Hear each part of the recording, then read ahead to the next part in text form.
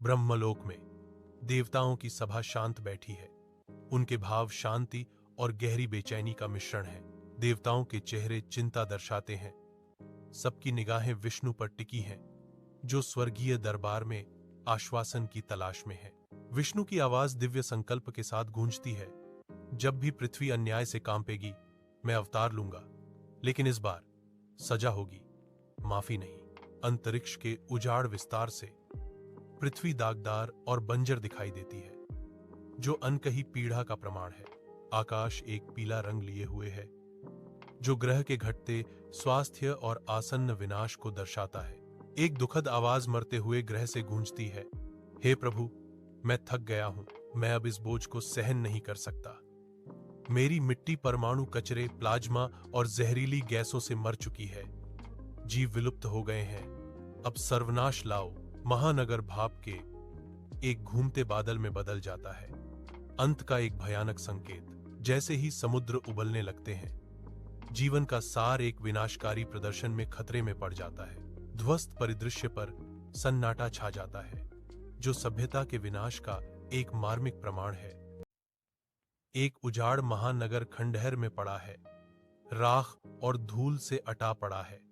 इसकी क्षितिज धुएं के गुबार से कलंकित है। मलबा के बीच अर्जुन का एक अकेला बच्चा फटे हुए, धूल से ढके कपड़ों में घूमता है।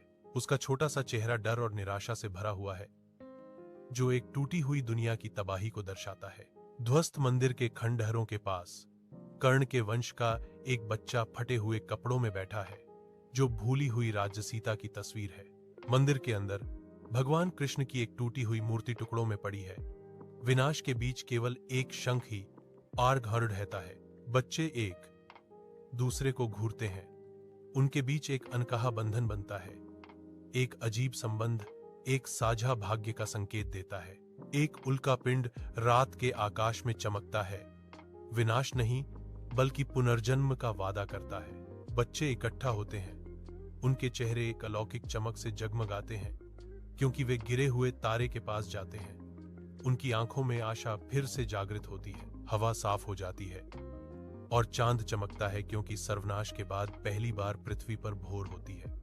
एक त्रुटिहीन आकाश के नीचे युगों की शांति खंडहरों पर बस जाती है, जहां एक भूली हुई दुनिया के अवशेष बिखरे पड़े हैं।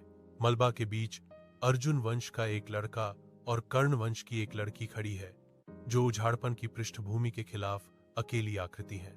जाति और पंथ की सीमाओं से परे वे मानवता की अंतिम नाजुक आशा का प्रतिनिधित्व करते हैं, अपनी मौन निगरानी में अकेले। खंडहर मंदिर के हृदय से प्रकाश की एक चकाचौंध किरण फूटती है, जो छायाओं का उल्लंघन करती है। चमकदार प्रकाश स्पंदित होता है। एक मौन आवाज अपने मूल में एक गहन संदेश उकेरती है। मंदिर में एक आवाज गूंजती है, जिसके शब्द भाग्य के साथ गूंजते हैं। तुम दोनों दुश्मनों के बच्चे नहीं हो, तुम दोनों अधूरी शांति हो, जो कभी महाभारत में पूरी नहीं हुई थी। खंडहरों में बच्चे हाथ में हाथ डालकर खड़े हैं, उनके चेहरे नाजुक आशा से चमक रहे हैं। भगवान कृष्ण का शंख गूंजता है, शांति और नवीनीकरण की ध्वनि सृजन के एक नए क्रम का वादा करती है। वे एक ऐसे युग की शुरुआत करते हैं, जहां धन तलवार नहीं है, बल्कि दूसरों के दुह को समझना ही ताकत कहलाता है। कथन उद्घोष करता है, जो सहानुभूति की शुरुआत करता है।